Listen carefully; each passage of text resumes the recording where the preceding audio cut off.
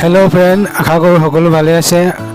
मोर भिडिओत विभिन्न खेती विषय भिडिओ লৈ आऊँ, गतिके चेनेलটো सबस्क्राइब কৰি থব, बेल आइकनটো प्रेस কৰি দিব और लाइक कमेन्ट और शेयर কৰি দিব।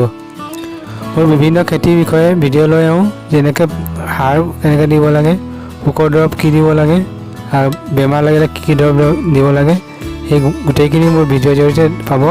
चेनेलটো सबस्क्राइब কৰি ৰাখিব।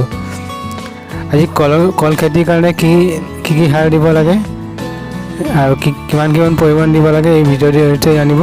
তেনেহ'লে বলক চাই লওঁ।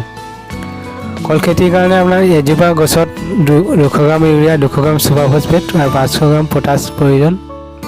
কল খেতিত আপোনাৰ পোক লাগে, যোনটো কেঁচু লাগে বুলি কয়, সেই তাত কেঁচু নহয়, আচলতে পোক থাকে। এই পোকটোৱে খাই গৈ থাকে আৰু তাৰ ভাগে ভাগে আপোনাৰ কেঁচুটো ওপৰলৈ গুচি আহে।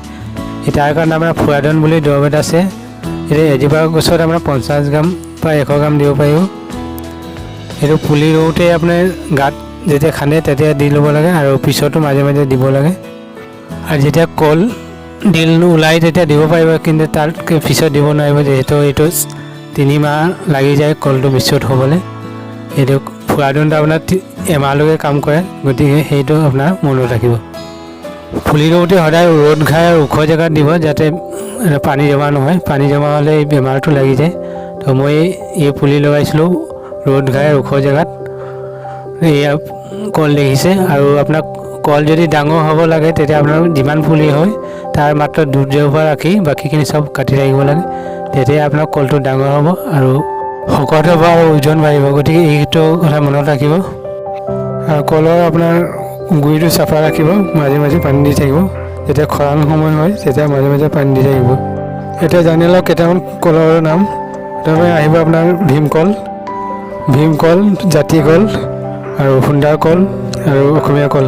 এই সকলো খেতিৰ ভিতৰত আপোনাৰ অসমীয়া কলটোৱে, যোনটো মালভোগ কল কয়, সেইটোৰ বজাৰ মূল্য বেছি। আৰু ডাঙৰ হৈছিলে, যিটো মই পুৰা প্ৰচেছ ফ'ল' কৰিছিলোঁ, পানী দিয়াৰ পৰা আৰম্ভ কৰি। আপোনালোকে এই প্ৰচেছ ফ'ল' কৰি ডাঙৰ আৰু শকত কৰি ল'ব পাৰিব। তো ভিডিঅ' চাই কেনে পালে কমেণ্ট কৰি জনাব।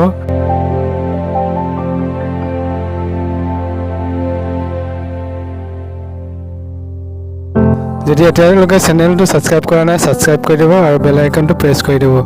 ভিডিঅ' চোৱাৰ বাবে হৃদয়ৰ পৰা ধন্যবাদ। সুখত থাকক, শান্তিত থাকক। আজিলৈ ভিডিঅ' ইমানেই। থেংক ইউ ফৰ ৱাচিং ভিডিঅ'।